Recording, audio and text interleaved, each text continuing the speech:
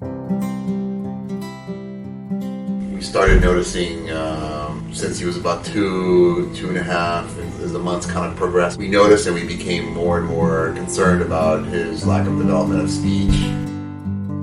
Our primary concern was speech, so we did sign him up for a speech therapist that was able to work with him a little bit and get some basic words, but our primary concern was speech related. His vocabulary was very, very limited to maybe 2-3 words, so it was very difficult for him to communicate his needs with us. I personally did not have a lot of knowledge or experience about autism or the condition. I had no prior exposure to it other than peripherally knowing that it exists. So it was kind of a quick catch-up for us to read and learn, and once we received the diagnosis from our physician, we then went to a few different clinics around Singapore to see which one we felt would be the best for Jamie. So our expectation was, I would say, open. We read a lot of good outcomes, and we read that these children, when they're intervened at a young age, so early intervention, can show a tremendous amount of progress and get, the best outcomes. So we were excited that we were able to do it early. He's been very non-verbal prior to coming to AP.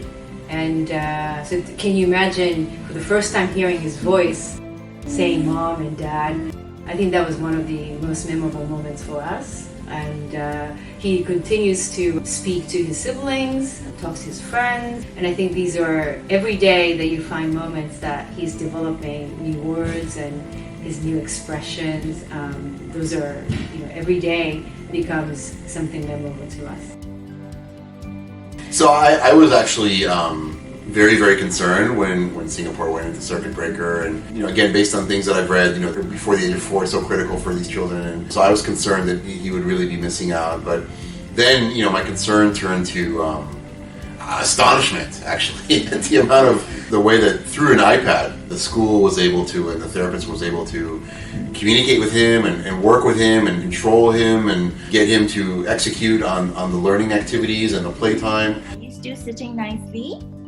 Yes. Yeah, good. Can you put your legs down though? There you go. Oh no, put your legs down. There we go. Let us see.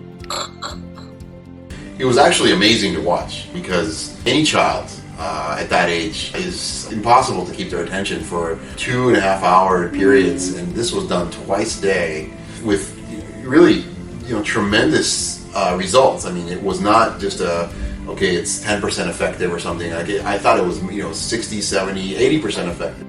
So I was really, really pleased, and it was actually quite amazing to watch.